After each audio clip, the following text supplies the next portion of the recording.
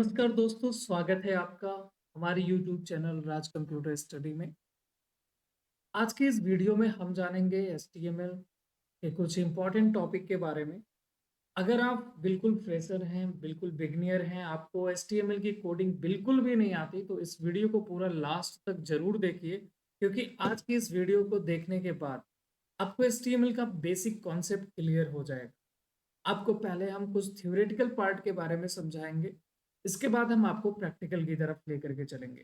तो वीडियो को लास्ट तक ज़रूर देखें। अगर आपको कोडिंग में बिल्कुल कुछ भी नहीं आता, तो गारंटी है इस बात की कि आज आपको ये वीडियो देखने के बाद कोडिंग में इंटरेस्ट जागेगा और आपको कोडिंग भी समझ में आने लगेगी। तो आज का हमारा यह कंटेंट क्या-क्या है, क्या-क्या चीज़ें हम पढ़ने वाले हैं, वो आपके सामने यहाँ पे दे दिया गया है।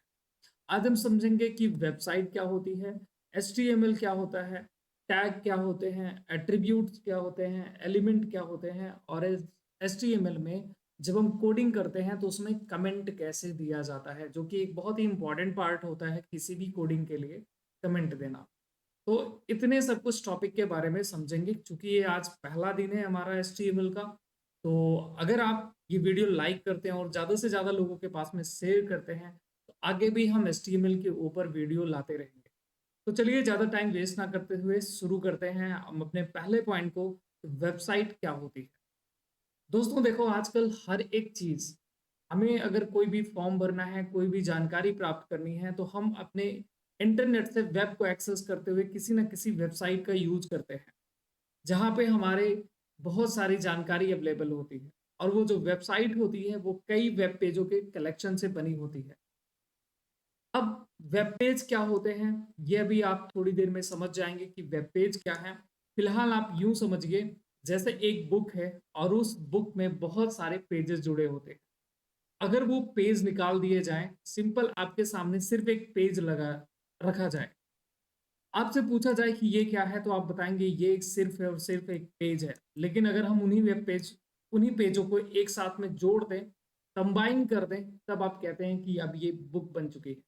सेम उसी प्रकार से हम अलग-अलग पहले वेब पेज बनाते हैं, जिसमें हम अपनी इन्फॉर्मेशन को डालते हैं और जब वो सारे वेब पेज बन जाते हैं, उनको हम सिस्टमैटिक तरीके से जोड़ देते हैं।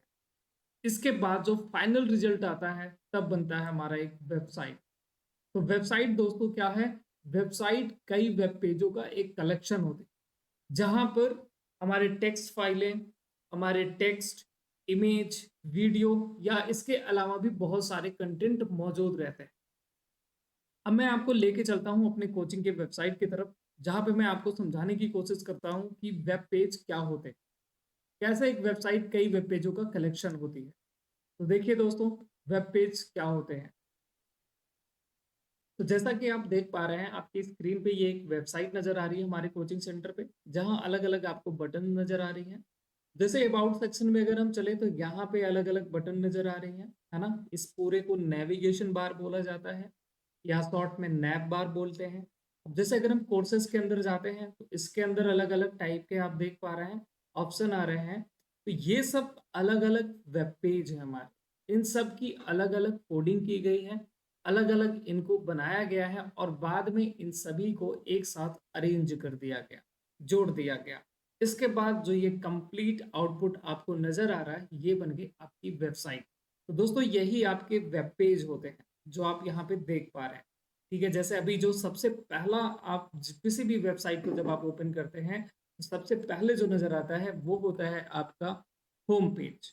तो अभी जो हमने खोल रखा है, ये हमारा home page. Okay, home page के ऊपर आपको बहुत सारे यहाँ पे अलग-अलग बटन नज़र आ रही हैं, जिसके अंदर फिर अलग सब मेन्यू दिए गए हैं, यानी कि अलग-अलग वेब पेज बनाए गए। अब ये तो हो गई कहानी कि वेब पेज क्या होता है, ठीक है? तो और वेबसाइट क्या है? तो वेबसाइट हमारा कई वेब पेजों का कलेक्शन होता है और वेब पेज जहाँ पे हम अपनी इन्फॉर्मेशन को लिखते हैं, अपने कंटेंट को डालते हैं, एचटीएमएल का एक इलेक्ट्रॉनिक डॉक्यूमेंट होता है, ठीक है? जो एचटीएमएल की कोडिंग करके बनाया गया होता है। अब अगर हम बात करें कि वेबसाइट के प्रकार कितने हैं, तो वेबसाइट 2 प्रकार की होती है, स्टैटिक और डायनामिक। अब स्टैटिक और डायनामिक वेबसाइट क्या होती है? यानी वो वेबसाइट जिसके कंटेंट बदले ना कभी। अगर एक बार बनाते वक़्त उसमें कुछ फ़ीड कर दिया गया है, तो वो हमेशा वही रहने वाला है, चेंज नहीं होगा। जबकि डायनामिक वेबसाइट जो होती है, उसके कंटेंट बदलते रहते हैं, उसमें आप बदलाव कर सकते हैं। जैसे कि आप फ्लिपकार्ट, अमेज़न या किसी कोचिंग संस्था या स्कूल जैसी वेबसाइटों को ले सकते हैं एग्ज़ाम्पल के लिए। आप देखते हैं कि एक अमेज़न वेबसाइट की अगर हम बात करें, जो कि एक ई-कॉमर्स वेबसाइट है, उसके अंदर हम बदलाव करते हैं, उसके अंदर बदलाव होते रहते हैं। आज कोई प्रोडक्ट आया है, कल कोई प्रोडक्ट वहाँ से हटा दिया जाएगा, कल दूसरा प्रोडक्ट आ जाएगा, तो ये उसमें चेंजेस किए जा रहे हैं, है ना? चेंजेस हो रहे हैं, इसलिए वो एक डायनामिक वेबसाइट है। अगर उस वेबसाइट के कंटेंट चेंज नहीं कर सकते, अगर उस वेबसाइट में एक बार कंटेंट पड़ गया, उसको हम बदल नहीं सकते, तो हम बोलेंगे कि वह एक स्टैटिक वेबसाइट है। आई होप आपको समझ में आ रहा होगा। अगर आपको कहीं पे कोई भी टॉपिक ऐसा लगे कि समझ में नहीं आया, तो आप प्लीज़ कमेंट बॉक्स में ज़रूर लिखें। आगे आने वाली वीडियो में हम उस टॉपिक को ज़रूर सुधारेंगे और फिर से एक बार आपके सामने उसको बढ़िया से एक्सप्लेन करेंगे। मुझे आशा है कि ये चीज़ें आपको पता होंगी, इसलिए मैं थोड़ा-सा फ़ास्ट इतने को बता दिया हूँ। लेकिन आगे आप बने रहिए वीडियो में, जो कि बहुत आराम से आपको समझाया जाएगा और आपको सारा डाउट आपका क्लियर होगा और आपको एचटीएमएल कोडिंग बिल्कुल आएगी। तो चलिए आगे बढ़ते हैं और देखते हैं हमारा अगला टॉपिक क्या है। अब दोस्तों समझते हैं कि एचटीएमएल क्या होता है। एचटीएमएल जिसका पूरा नाम होता है हाइपरटेक्स्ट मार्कअप लैंग्वेज। अगर हम किसी भी एक वेबसाइट की बात करें, तो वेबसाइट का समझ लीजिए कि बैकबोन होता है हमारा एचटीएमएल। मतलब वेबसाइट पे जो भी कंटेंट आप देख पाते हैं, जो भी मैटर आप देख पाते हैं, जैसे कि आप यहाँ इस वेबसाइट पे देख पा रहे होंगे, ये बटन है, यहाँ पे ये ऑप्शन नज़र आ रहे हैं, यहाँ पे ये लोगो नज़र आ रहा है, ये इमेज नज़र आ रही है। ये जो भी कंटेंट आप देख पा रहे हैं, इन कंटेंट को रखने में मदद करता है एचटीएमएल। यानी अगर हम एचटीएमएल की कोडिंग ना करते, तो ये नज़र नहीं आता। तो एचटीएमएल सबसे मेन पार्ट होता है किसी भी वेब पेज को क्रिएट करने के लिए या कहीं वेबसाइट को बनाने के लिए, सबसे मेन पार्ट है। इसके बाद फिर इस वेबसाइट को कलर देने के लिए हम यूज़ करते हैं सीएसएस, बट अभी हम इसका कोई ज़िक्र नहीं करने वाले हैं। और फिर इसमें कुछ एनिमेशन या कुछ इफ़ेक्ट देने के लिए हम यूज़ करते हैं। हालाँकि एनिमेशन तो हम यहाँ से दे सकते हैं सीएसएस से। लेकिन अगर हमें और बेहतर एनिमेशन बनाना है या फिर कुछ किसी बटन पे क्लिक करने पे कोई एक्शन परफॉर्म कराना है, तो वहाँ पे हमें जावास्क्रिप्ट जैसी लैंग्वेज का यूज़ करना पड़ता है। फिलहाल अभी हमें इन दोनों पे ज़्यादा कुछ फोकस नहीं करना है। आज हमारा फर्स्ट डे है जहाँ पे हम पूरा फोकस करेंगे एचटीएमएल के बारे में। तो एचटीएमएल एक मार्कअप लैंग्वेज है जिसकी कोडिंग करके हम अपने वेब पेज के अंदर अपने कंटेंट को रख पाते हैं कि हमें क्या इमेज लगानी है या वीडियो लगाना है या फिर कोई टेक्स्ट लिखना है। तो जो भी कंटेंट आप यहाँ पे देखते हैं, जो भी मैटर आपको नज़र आता है, उस मैटर को रखने के लिए आपको एचटीएमएल की कोडिंग आनी चाहिए, तभी आप एक वेब पेज बना सकते हैं। अब जैसे आपके सामने ये एक वेब पेज खुला हुआ है, अगर आपसे कहा जाए कि इस वेब पेज का आप सोर्स कोड दिखाइए, या अगर आपको देखना है कि इसका सोर्स कोड क्या है, इसका एचटीएमएल का कोड कैसे लिखा गया होगा, तो आपको यहाँ पे राइट क्लिक करना है। आपके सामने एक ऑप्शन आएगा व्यू पेज सोर्स, जिसका शॉर्टकट कंट्रोल प्लस यू होता है। आप कंट्रोल यू ऑप्शन का यूज करिए, शॉर्टकट की का यूज करिए या फिर यहाँ पे आप क्लिक करिए। एक नए टैब पे आप देखेंगे कि आपके सामने यहाँ पे एचटीएमएल के कोड नज़र आ गए। अब अगर आज आपका फर्स्ट डे है, तो शायद आपको ये कोड बिल्कुल समझ में ना आए कि ये क्या लिखा गया है, लेकिन यकीन मानिए दोस्तों कि ये सबसे सिंपल लैंग्वेज होती है। जैसे-जैसे आप सीखते जाएँगे डे बाय डे, आपको ये खुद ब खुद समझ में आने लगेगा कि यहाँ पे इन कोड का क्या मतलब है। तो अब हम समझते हैं कि एचटीएमएल को बनाया किसने? देखिए, एचटीएमएल को बनाने वाले का नाम था टिम बर्नर्स-ली। अब तक एचटीएमएल का जो सबसे लेटेस्ट वर्जन इस समय चल रहा है, वो है एचटीएमएल 5। इससे पहले था एचटीएमएल 4 और इससे पहले 2.0 करके था और इससे पहले एचटीएमएल 1 था। और यहाँ पे हमने सन लिख रखा है कि कब कौन-सा वर्जन पब्लिश किया गया। तो आज के डेट में जो एचटीएमएल का वर्जन यूज़ किया जा रहा है, वो है एचटीएमएल 5, जो कि 2012 में लॉन्च किया गया था। तब से अब तक यही चल रहा है। HTML का सबसे अपडेटेड वर्जन यही है। अब बात करें कि HTML5 और उसके बाकी पुराने वर्जन में क्या अंतर है। तो अंतर यह है कि HTML के जो पुराने वर्जन थे उसमें बहुत सारे ऐसे कोड थे जो कि मिसिंग थे। आज के डेट में जो कुछ भी वेबसाइटें हम बनाते हैं उसमें हम देखते हैं कि वीडियो, ऑडियो, इमेज, कलर, ये सारी चीजें ऐड कर पा रहे हैं। लेकिन पुराने जो वर्जन थे HTML4 या फिर उससे पुराने जो भी वर्जन थे, उन वर्जन में हम वीडियो फाइलें, ऑडियो फाइलें, इस प्रकार के बहुत सारे ऐसे वर्क थे जो नहीं कर पा रहे थे क्योंकि हमारे पास ऐसे कोई कोड नहीं मौजूद थे। अब उन्हीं को देखते हुए HTML5 लाया गया जिसमें कुछ ऐसे कोड शामिल किए गए जिनकी मदद से हम आराम से वीडियो, आईडी, नेविगेशन बार इत्यादि को आराम से बना सकते हैं। देखिए, HTML का पूरा नाम हमने आपको पहले भी बताया, हाइपरटेक्स्ट मार्कअप लैंग्वेज है। HTML जो कि एक वेब पेज क्रिएट करने के काम में आते हैं और यह एक वेब एप्लीकेशन को भी बनाने में काम में आता है।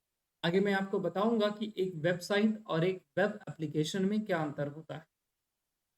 और एक चीज याद रखना है आपको कि जैसे कि हमने कहा कि कोई भी वेबसाइट बनानी है तो सबसे ज़्यादा जो सबसे मेन लैंग्वेज होती है, जो सबसे ज़्यादा यूज़ होती है वो है HTML। तो HTML वेब पे सबसे ज़्यादा यूज़ होने वाली एक लैंग्वेज है। और साथ ही साथ अगर हम बात करें कि क्या HTML की मदद से, सिर्फ HTML की मदद से हम एक स्टैटिक वेबसाइट बनाएँगे या फिर डायनामिक वेबसाइट बना पाएँगे?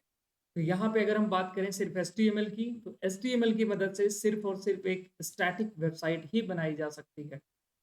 ओके, इस बात का आप याद रखें। अगर आपको एक डायनामिक वेबसाइट बनानी है, तो इसके अलावा भी बहुत सारी लैंग्वेजेस आपको आनी चाहिए। और कई बार ऐसा लोगों को लगता है कि उन्होंने HTML सीखा है, तो इसका मतलब उन्होंने एक प्रोग्रामिंग लैंग्वेज सीख ली। जबकि ऐसा नहीं है, प्रोग्रामिंग लैंग्वेज अलग होती है और आपकी HTML एक स्क्रिप्टिंग या फिर कह सकते हैं कि एक मार्कअप लैंग्वेज है, ना कि programming language. Markup language, programming language में क्या अंतर होता है वो मैं कभी और किसी दिन बताऊँगा। अभी के लिए बस आप इतना समझिए कि HTML एक मार्कअप लैंग्वेज है या कह सकते हैं आप कि एक स्क्रिप्टिंग लैंग्वेज है, ना कि programming language. Okay, I hope आपको इतना समझ में आया होगा। मैं एक बार वापस रिपीट करता हूँ सारी चीज़ों को और फिर मैं आपको आगे लेकर के बढ़ता हूँ। तो हम बात कर रहे थे यहाँ पे कि वेबसाइट क्या है? वेबसाइट जो कि एक वेब पेज का कलेक्शन होती है जहाँ पे हमारे बहुत सारी इंफॉर्मेशन मौजूद होते हैं, जैसे टेक्स्ट, इमेज, वीडियो या फिर अदर कोई कंटेंट हो सकता है। वेबसाइट दो प्रकार का है, स्टैटिक और डायनामिक। हमने समझा कि स्टैटिक वो वेबसाइट होती है जो कि कभी चेंज नहीं होती। उसको बनाते वक्त जो भी उसके अंदर कंटेंट डाल दिए जाते हैं वही कंटेंट हमेशा पड़े रहते हैं। जबकि डायनामिक वेबसाइट में हम जब चाहें चेंजेस कर सकते हैं अपने इच्छानुसार। और एक चीज़ बताना चाहूँगा कि स्टैटिक वेबसाइट बनाने में खर्चा कम आता है, जबकि डायनामिक वेबसाइट बनवाने में खर्चा ज़्यादा आता है। अब बात करें कि HTML जो कि एक वेबसाइट को बनाने में, एक वेब पेज को बनाने में सबसे अहम रोल निभाता है, जिसका पूरा नाम है हाइपरटेक्स्ट मार्कअप लैंग्वेज। बिना इसके हम HTML वेब पेज को नहीं बना सकते। इसको बनाने वाले मैथमेटिशियन या कंप्यूटर प्रोग्रामर जो भी कह लीजिए, उनका नाम है टिम बर्नर्स-ली। और अब तक HTML का जो सबसे अपडेटेड वर्जन है वो है आपका HTML5 जो कि 2012 में आया और इससे पीछे वाले वर्जन आप देख पा रहे होंगे अपने स्क्रीन पे। अगर हम बात करें कि HTML से हम क्या कर सकते हैं, तो HTML से हम वेब पेज या वेब एप्लीकेशन बना सकते हैं और इसकी मदद से हम जो भी वेब पेज या वेब एप्लीकेशन बनाएंगे या वेबसाइट बनाएंगे, वो स्टैटिक वेबसाइट ही बनेगी, ना कि एक डायनामिक वेबसाइट। डायनामिक वेबसाइट बनाने के लिए HTML के साथ-साथ और भी लैंग्वेजेस आनी ज़रूरी है। दूसरी चीज़, HTML एक मार्कअप या फिर स्क्रिप्टिंग लैंग्वेज होती है, ना कि प्रोग्रामिंग लैंग्वेज। अब आगे बढ़ते हैं और समझते हैं टैग क्या होता है। दोस्तों, टैग जैसा कि मेरे मुँह से अभी कई बार निकला, आपने सुना कि हम HTML में कुछ कोड लिखते हैं। तो यहाँ पे हम उन्हें कोड ना बोल करके एक सिंपल भी भाषा में मैं आपको समझाऊँ तो उसे हम टैग बोलेंगे। अब थोड़ा-सा मैं इसको और एक्सप्लेन करता हूँ, टैग आखिर होता क्या है? टैग देखिए एक प्री डिफाइंड कीवर्ड होता है।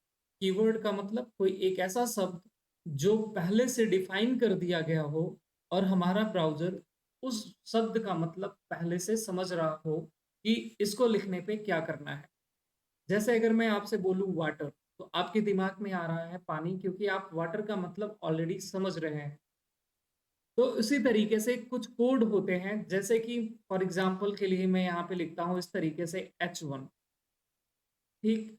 तो H1 लिख देने से ये एक प्री डिफाइंड कीवर्ड है, जिसका मतलब हमारा ब्राउज़र ऑलरेडी समझता है कि कोई भी कंटेंट अगर H1 के अंदर लिखा गया है यहाँ पे, तो उसे मैं एक टैग समझूँगा और उसके मैं एक हेडिंग की तरह दिखाऊँगा। तो टैग एक प्री डिफाइंड कीवर्ड होता है, एक कोड होता है और जिसका मतलब हमारे ब्राउज़र को ऑलरेडी पता है कि उसे क्या करना है और हर टैग को वह भली-भाँति समझता है कि किस टैग को किस तरीके से शो करवाना है। कौन-सा टैग किस तरीके से क्या काम करेगा, ये इन्फॉर्मेशन हमारे ब्राउज़र को भली-भाँति पता है। देखिए, टैग जब भी हम यूज़ करेंगे, टैग को लिखने के कुछ रूल्स होते हैं। हम हमेशा अपने टैग को इस तरीके से एंगुलर ब्रैकेट के अंदर लिखेंगे, यानी लेस देन और ग्रेटर देन का जो निशान आप लगाते हैं, इसके अंदर आपको लिखना है।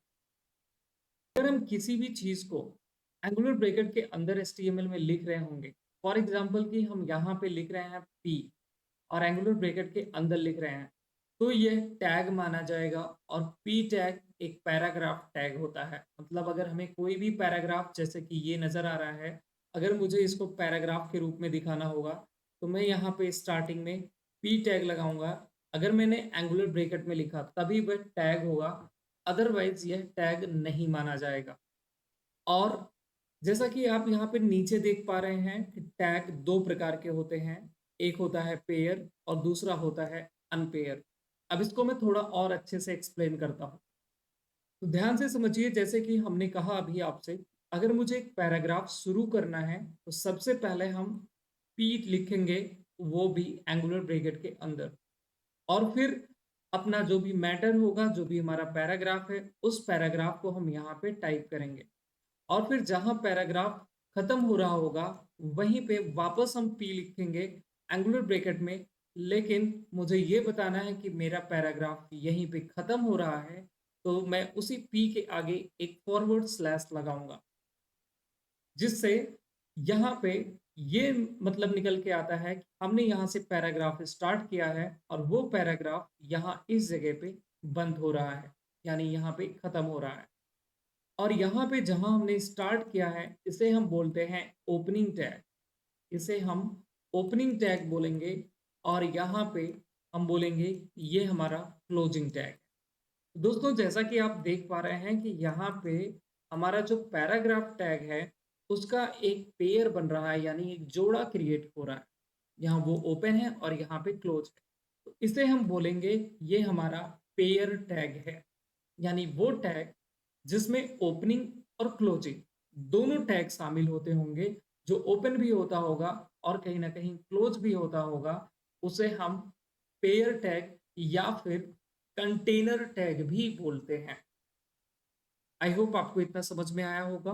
टैग एक प्री डिफाइंड कीवर्ड है, एक समझ लीजिए एक ऐसा शब्द जो हमारे ब्राउज़र को इंफॉर्मेशन देता है कि हम किस चीज़ को कैसे डिस्प्ले करना चाहते हैं।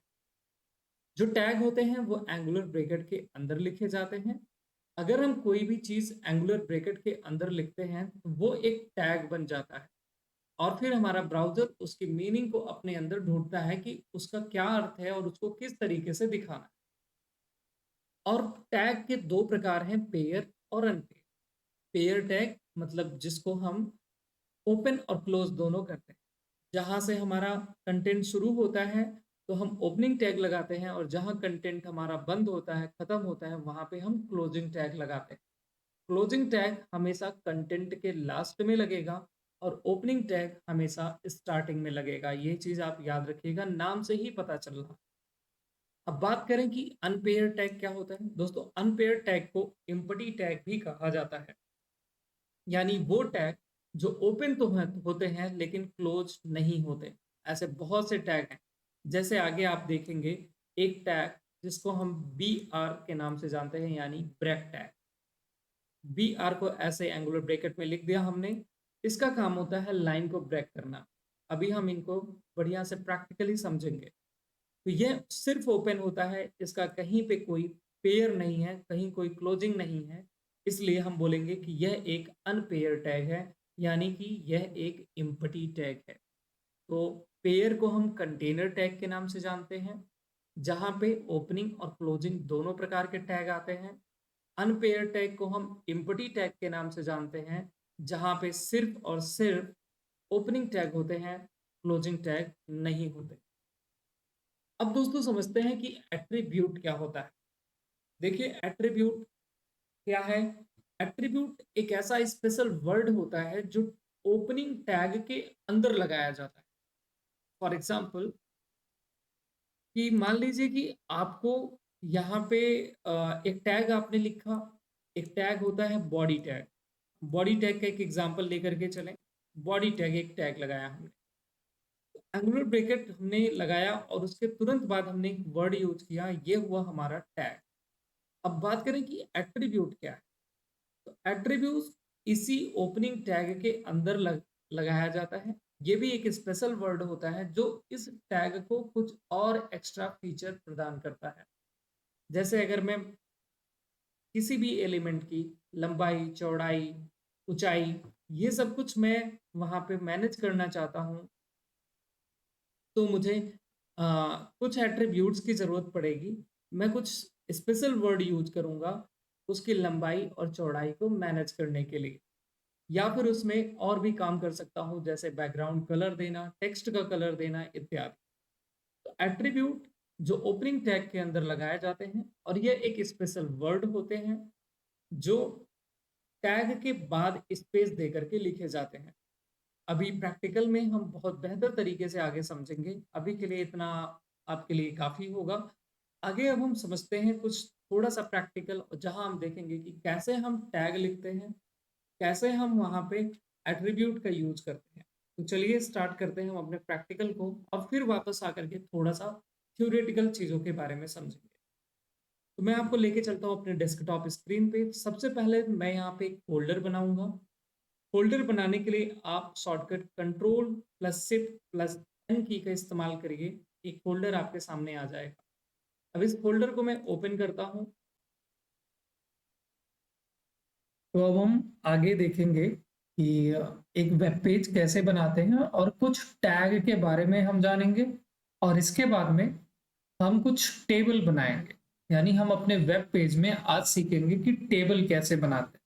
लेकिन उससे पहले कुछ थोड़े बहुत, जैसे पैराग्राफ, हेडिंग्स कैसे लिखे जाते हैं, कमेंट्स कैसे दिए जाते हैं, इनके बारे में सीख लेते हैं। तो आपके सामने मैंने एक फ़ोल्डर ओपन कर लिया है। अब इस फ़ोल्डर में मैं क्या करूँगा कि एक फ़ाइल बना करके सेव करूँगा। अब देखिए कोडिंग करना है तो हमें अलग-अलग टाइप के ऐसे कोड एडिटर आते हैं, जिनके मदद से हम अपने वेब पेज को बना सकते हैं। अब यहाँ पे हम क्या करेंगे कि अपना एक बहुत ही सिंपल सा कोड एडिटर है जिसको हम नोटपैड के नाम से जानते हैं। नोटपैड को आपको सर्च कर लेना। आप चाहो तो यहाँ अपने सर्च बार एरिया पे क्लिक करके यहाँ से सर्च कर सकते हैं, या फिर आप यहीं पे जो ये आपका एड्रेस बार आता है, यहाँ क्लिक करिए, यहाँ टाइप कर सकते हैं आप नोटपैड। और जैसे ही आप एंटर प्रेस करेंगे तो आपके सामने ये नोटपैड ओपन हो जाता है। अब हमें देखिए क्या करना है। हमें इस जो अभी हमारा ब्लैंक है, यहाँ पे मुझे एक फाइल बनानी है और इस फाइल को सेव करना है। तो हम चलेंगे फाइल पे, या फिर इसका शॉर्टकट कंट्रोल प्लस एस, ये तो आपको पता ही होगा कि फाइल को सेव करना है। कंट्रोल और एस बटन को दबाएंगे। डेस्कटॉप पे हमारा लोकेशन आ रहा है। डेस्कटॉप पे यहाँ पे न्यू फोल्डर 2, और इसके अंदर मैं यहाँ पे जैसे लिख देता हूँ home.html। अब दोस्तों एक चीज का ध्यान रखिए, आप जब भी आप अपने वेब पेज को सेव कर रहे होंगे, तो यहाँ जहाँ पे फाइल का नाम पूछता है, आपको यहाँ पे फाइल का नाम जो भी देना है आप दे सकते हैं। जैसे मैंने दे दिया होम। लेकिन चूंकि हम बना रहे हैं एक वेब पेज, तो उसका एक्सटेंशन नेम ऐड करना बहुत जरूरी है। जैसे कि हमने नाम दे दिया है होम। अब इसके आगे हम, जैसा कि हमने नाम दे दिया होम, इसके आगे एक्सटेंशन नेम जो कि है .html। अगर हम एक वेब पेज बना रहे हैं तो यहाँ पे .html लास्ट में लगाना जरूरी है। और इसके बाद यहाँ पे मैं नीचे ऑल फाइल्स पे क्लिक करके ऑल फाइल्स ऑप्शन चूज कर लिया। अब मैं इसको सेव करता हूं, तो जैसे ही मैं सेव करूंगा, अगर आप अपने फोल्डर में देखेंगे यहाँ पे, तो एक इस तरीके से फाइल बन गई। क्योंकि ये एक वेब पेज है, इसलिए अगर आप इसको ओपन करते हैं तो ये आपके ब्राउजर पे ओपन होगी। ओके, तो देखिए अभी आपका ये बिल्कुल ब्लैंक है। यहाँ ऊपर टाइटल बार में home.html लिखा हुआ आ रहा है। अगर हम इसको देख लेंगे, अगर हम इसको चेंज करना चाहते हैं तो आगे हम सीखेंगे कि कैसे हम यहाँ पे इसको चेंज कर सकते हैं। जैसे अभी मैंने आपको अपने कोचिंग की वेबसाइट दिखाई, जहां पे अगर आपने ध्यान दिया हो तो इस टैब पे लिखा था अलेक्सा इंस्टीट्यूट। तो हम देखेंगे कि किसी भी वेबसाइट को जब भी हम ओपन करते हैं तो यहाँ पे उस वेबसाइट का नाम कैसे शो करता है। तो हम वापस आ चुके हैं अपने नोटपैड पे और यहाँ पे हम कोडिंग करना शुरू करेंगे। आज चूंकि आपका पहला दिन है, इसलिए आप पहले थोड़ा सा टाइम लेके कोड को समझे बढ़िया से। अगर समझ में ना आए तो आप वीडियो को प्लीज पीछे करें और पीछे करके एक बार फिर से देखें। फिर भी कहीं कुछ प्रॉब्लम आ रही है तो आप कमेंट बॉक्स में जरूर अपनी प्रॉब्लम को शेयर कर सकते हैं। आगे की वीडियो में हम उसको जरूर सुधारने की कोशिश करेंगे, आपकी प्रॉब्लम को सॉल्व करने की कोशिश करेंगे। तो देखिए सबसे पहली चीज तो ये है, जैसा कि मैंने अभी बताया, कि जब भी आप HTML कोड लिखेंगे आप एंगुलर ब्रैकेट के अंदर ही लिखेंगे, यानी ग्रेटर देन और लेस देन सिंबल लगाया जाता है, जिसको एंगुलर ब्रैकेट कहा जाता है। इस एंगुलर ब्रैकेट के अंदर जो भी लिखेंगे वो एक टैग माना जाएगा। अब हम इसके अंदर, चूंकि हमारा HTML है ये, तो सबसे पहला टैग हम लगाएंगे यहाँ पे एक्सप्लेनेशन साइन के साथ में, लिखेंगे doc type. Doc type, doc type sorry doc doc type doc type इसलिए हम यहाँ पे लिख रहे हैं, हमें अपने ब्राउजर को सबसे पहली चीज ये बताना है कि हमारा जो डॉक्यूमेंट है, जो ये वेब पेज बन रहा है, वो किस चीज का बन रहा है, हम किस चीज की कोडिंग कर रहे हैं। अगर हम HTML की कोडिंग कर रहे हैं तो HTML का कौन सा वर्जन हम इस्तेमाल कर रहे हैं, ये हमें बताना होता है। तो जैसे कि पीछे आपने देखा कि HTML के 5 वर्जन और हम HTML5 पढ़ रहे हैं, तो हम बस यहाँ पे लिखेंगे डॉक टाइप HTML। तो डॉक टाइप HTML लिख देने से हमारा ब्राउजर समझ जाता है यहाँ पे कि हमने जो कोडिंग नीचे की हुई है वो HTML5 की कोडिंग की हुई है। और इसे कहते हैं डॉक टाइप को कि डॉक्यूमेंट का डिक्लेरेशन देना, डॉक डिक्लेरेशन, यानी हम यहाँ पे अपने डॉक्यूमेंट्स के बारे में बता रहे हैं कि हमने नीचे HTML5 की कोडिंग की है। तो जब भी आप एक वेब पेज बनाएंगे, आप यहाँ से ही शुरुआत करें, इसी तरीके से बिल्कुल ठीक है। सबसे पहले आपको यही बताना है। जब HTML4 होता था तब वहां पे अलग टाइप के डॉक टाइप लगाया जाता था। अब यहाँ पे इसके नीचे आते हैं, हम यहाँ लिखेंगे HTML और इसके बाद चूंकि HTML एक पेयर टैग है, इसलिए हम इसको यहाँ पे लिखेंगे और फिर क्लोज करेंगे। देखिए क्लोज करने के लिए आपको फॉरवर्ड स्लैश लगाना है और यहाँ पे HTML लिख देना है। तो ये हुआ हमारा ओपनिंग टैग और ये हुआ हमारा क्लोजिंग टैग। यहाँ हमने HTML को ओपन किया, यहाँ HTML को क्लोज किया। तो आप देख पा रहे हैं कि जैसा यहाँ ओपनिंग और क्लोजिंग टैग है, तो हम कह सकते हैं कि यह पेयर टैग है, जबकि ये सिर्फ ओपन है, क्लोज नहीं है। तो ऐसे बहुत सारे टैग हैं जो ओपन होते हैं लेकिन क्लोज नहीं होते, उन्हें हम एम्प्टी टैग बोलेंगे या अनपेयर टैग। तो HTML हमारा टैग लग जाता है। इसके बाद सबसे मेन टैग होता है HTML टैग। अब इसके बाद में आपको लिखना है यहाँ पे हेड। हम सबसे पहले अपने हेड को डिफाइन करते हैं। हेड, अब हेड क्या है? हेड के अंदर ही हम अपने टाइटल को चेंज करते हैं। जैसे कि अभी हमने दिखाया कि ये जो हमारा टैब है जिसपे home.html लिखा आ रहा है, अगर मैं यहाँ पे अपनी कोचिंग का नाम देना चाहता हूं तो मैं बस क्या करूंगा, यहाँ पे एक टैग लगाऊंगा जो कि हेड टैग के अंदर लिखा जाएगा टाइटल नाम का टैग। मैंने लिखा टाइटल, मैंने थोड़ा सा स्पेस छोड़ दिया और इसे कहते हैं इंडेंट देना। क्योंकि ये सबसे मेन टैग है, हेड टैग एक मेन टैग है, उसके अंतर्गत ये आ रहा है टाइटल टैग, तो मैंने इसको थोड़ा आगे कर दिया ताकि पता चले कि ये मेन है और मेन को पेरेंट टैग बोला जाता है, पेरेंट्स टैग, और ये चाइल्ड टैग कहलाएगा। इसलिए मैंने इसको थोड़ा सा आगे करके लिख दिया है। तो यहाँ पे हेड टैग लगाया, हेड टैग हमारा क्लोज हुआ। वापस हमने यहाँ पे टाइटल लिख दिया इन दोनों के बीच में आकर के, और टाइटल टैग को हम क्लोज कर। और अब हमें जो कुछ भी दिखाना है वो इस ओपनिंग टैग और इस क्लोजिंग टैग के बीच में हमें लिखना होगा। अब मान लीजिए कि मुझे लिखना है यहाँ पे राज कंप्यूटर स्टडी, तो मैं यहाँ पे लिख रहा हूँ राज कंप्यूटर स्टडी, और मैं अपने डॉक्यूमेंट को वापस सेव करूंगा, कंट्रोल एस बटन दबाऊंगा तो ये सेव हो चुकी है फाइल। वापस मुझे आना है अपने इस वेब पेज पे और इसको यहाँ से रिफ्रेश कर देना है। जैसे ही हम अपना रिफ्रेश करेंगे, देखिए यहाँ पे हमारा जो नाम था पहले कुछ और, अब यहाँ पे आ चुका है राज कंप्यूटर स्टडी। तो जितनी भी वेबसाइटें आप देखते हैं और जितने भी उनका आप ये टैब देखते हैं, अब आपको समझ में आ गया होगा कि ये टैब का नाम कैसे दिया जाता है। तो टैब के नाम के लिए आपको हेड टैग के अंदर टाइटल टैग लगाना होगा, जिसके अंदर आपको नाम लिखना होगा और टाइटल टैग को क्लोज करना होगा। इसके बाद अब हम देखेंगे कि अगर हमारा ये तो हो गया हमारा हेडर सेक्शन, हेड सेक्शन, ये यहाँ पे हमारा है बॉडी सेक्शन। जो कुछ भी नाम या फॉर्म या टेबल हम बनाएंगे वो हम अपने इस बॉडी सेक्शन पे ही लिखेंगे। यहीं पे हमें सब कुछ प्रिंट करके दिखाना है। तो बॉडी पे प्रिंट करने की बात हो रही है तो हेड के बाद में यहाँ पे हम एक टैग लगाएंगे जो होगा हमारा बॉडी टैग।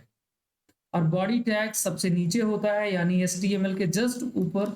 तो हम इसको थोड़ा नीचे करके HTML के ऊपर क्लोज कर देंगे। ये भी हमारा एक पेयर टैग है, तो ये भी ओपन होगा और यहाँ पे इस तरीके से क्लोज कर दिया जाए। और अपने डॉक्यूमेंट को सेव करते रहिए आप। अब जैसे कि मान लीजिए हमें यहाँ पे एक मैसेज दिखाना है, हेलो वर्ल्ड। आज हमारा कोडिंग का फर्स्ट डे है, तो हम यहाँ अपने वेब पेज पे एक मैसेज प्रिंट कराएंगे जो कि है हेलो वर्ल्ड। आप चाहे तो अपना नाम लिख सकते हैं या जो कुछ भी आपको प्रिंट कराना। जैसे कि मैं यहाँ पे लिखता हूँ H1। H1 का मतलब होता है हेडिंग 1। अगर आपको एक हेडिंग प्रिंट करनी है, एक हेडिंग के रूप में कुछ दिखाना है, तो आप पहले लिखेंगे H1। इसके बाद जो कुछ भी आपको लिखना है, जैसे कि मैंने कहा यहाँ पे मुझे शो करना है हेलो वर्ल्ड, तो मैंने यहाँ पे हेलो वर्ल्ड लिख दिया। इसके बाद में हम इसको क्लोज करेंगे, यानी H1 को यहीं पे हम क्लोज कर देंगे। दोस्तों जो भी हमारा पेयर टैग होता है वो ओपन और क्लोज दोनों होता है, इसलिए उसको क्लोज करना ना हो। अब मैं इतने को सेलेक्ट करके, सॉरी, इतने को मैं सेव करता हूं। ओके, सॉरी, यहाँ पे स्पेलिंग मिस्टेक हो गई थी। अब मैंने इसको यहाँ पे सेलेक्ट किया और फिर वापस मैं चलता हूँ, यहाँ पे रिफ्रेश करता हूँ। तो यहाँ पे आप देख पा रहे हैं हमारे वेब पेज पे हेलो वर्ल्ड प्रिंट हो चुका एक हेडिंग के तौर पे। अगर मैं दिखाता हूं कि मैंने यहाँ पे H1 नहीं लिखा होता तो ये किस तरीके से दिखता। मैंने H1 हटा दिया, बॉडी के अंदर सिर्फ लिखा हेलो वर्ल्ड और यहाँ पे जाकर के मैं रिफ्रेश करता हूँ। अब आप देख सकते हैं कि ये किस तरीके से नजर। तो अगर आपको एक हेडिंग के रूप में दिखाना है कि ये कोई मेन टॉपिक है या एज अ हेडिंग है वो, तो आप उसको यहाँ पे H1 टैग के अंदर लिख सकते हैं। अब ये भी जान लीजिए कि आपका टोटल 6 प्रकार की हेडिंग होती है। यानी अगर आपको नीचे भी, मैं एक काम करता हूँ, इसी चीज को मैं कॉपी करता हूँ और नीचे की तरफ मैं पेस्ट कर देता हूँ। ओके, ये मैंने पेस्ट कर दिया। अब जहां पे मैंने H1 लिखा वहां पे मैं H2, और इधर भी हमारा H2 क्लोज होगा। और फिर हम वापस यहाँ पे H3 ओपन करेंगे और फिर यहाँ पे H3 को क्लोज करेंगे। इस प्रकार से आपको 6 हेडिंग बना करके देख लेना है।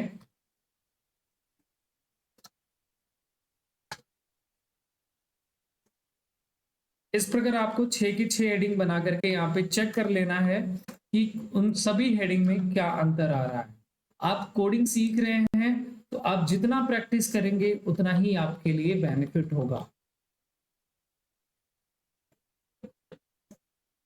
ये देखिए, यहाँ पे आपको ये देखने को मिल चुका है कि हमारी 6 हेडिंग किस प्रकार से यहाँ पे प्रिंट हो गई। देखिए, हेडिंग जो होती है हमारी, जैसे H1 सबसे मेन हेडिंग होती है, इसकी जो फॉन्ट साइज होगी वो बाकी बाकी की अपेक्षा बड़ी होगी। उससे छोटी जो हेडिंग होगी वो उसकी फॉन्ट साइज छोटी होगी। जैसे जैसे आप H1 टैग को बढ़ाते जाते हैं, जैसे H2, H3, H4, H5, H6, तो उनकी फॉन्ट की जो साइज होती है वो कम होती चली जाती है। तो लास्ट हेडिंग जो होती है वो है हमारी H6। तो आपने सीख लिया कि किस प्रकार से हम अपने वेब पेज पे हेडिंग को प्रिंट कर सकते हैं। अगर हमारे पास में कोई मैटर है, कोई पैराग्राफ है, तो हम यहाँ पे पैराग्राफ लिखने के लिए पी टैग का इस्तेमाल करते हैं। पी टैग, जैसे हम पी लिखेंगे पैराग्राफ के लिए, और इसके बाद जो भी हमें अपना पैराग्राफ लिखना है तो उस पैराग्राफ को हम यहाँ पे लिख सकते हैं। और इसके अंदर जो कुछ भी मुझे लिखना है वो मैं यहाँ पे लिख सकता हूँ। जैसे मैंने लिख दिया this is a paragraph tag, paragraph tag, और मैं यहाँ पे पी टैग को क्लोज कर दूंगा। पी टैग क्लोज होने के बाद में मैं आता हूँ वेब पेज पे, और यहाँ पे मैं इसको रिफ्रेश करता हूँ तो देखिए ये एक पैराग्राफ के रूप में नजर आ रहा है। थोड़ा जूम कर देता हूँ। यहाँ पे अब आप देखिए ये हमारी H1 हेडिंग है, H2, H3, इस तरीके से H6, और लास्ट में यहाँ पे हमने एक पैराग्राफ प्रिंट किया है। तो जब भी आपको एक पैराग्राफ कुछ बना करके लिखना होगा तो हमेशा आप पी टैग का यूज करेंगे। तो आपने दो प्रकार के टैग सीखे यहाँ पे अभी जस्ट बॉडी के अंदर। एक H1 की हेडिंग कैसे प्रिंट करेंगे, और दूसरा आपने सीखा कि पैराग्राफ कैसे प्रिंट करेंगे। अब कुछ छोटे छोटे टैग और भी हैं, उनको भी हम सीख लेते हैं। जैसे कि मान लीजिए यहाँ पे ये जो टैग शब्द लिखा गया है, इसको यदि हमें बोल्ड करना है, इसको बोल्ड दिखाना है, तो हम यहाँ पे टैग के आगे बी टैग लगा देंगे।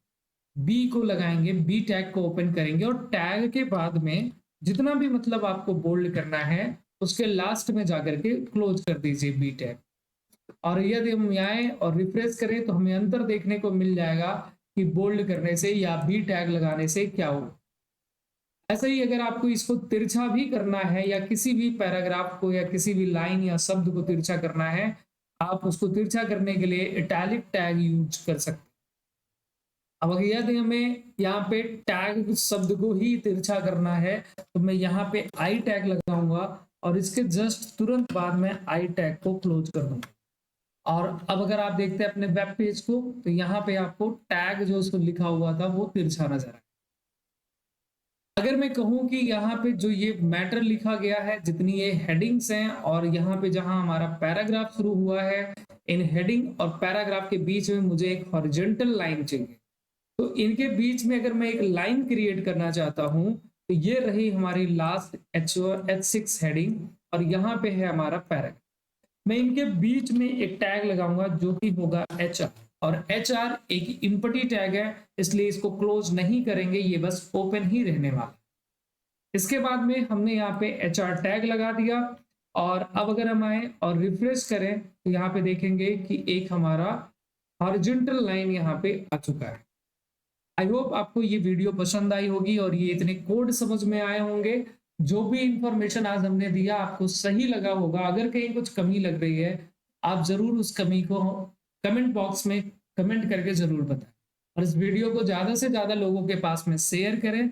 आगे की वीडियो में हम आपको सिखाएंगे कि टेबल कैसे बनता है। चूंकि आज की वीडियो बहुत ज्यादा बड़ी हो गई है, इसलिए आज की वीडियो को हम यहीं रोक रहे हैं, और बहुत जल्द ही हम आएंगे अपने सेकेंड वीडियो लेकर के HTML की, जिसमें हम आपको बताएंगे कि एक टेबल कैसे बनाया जाता है।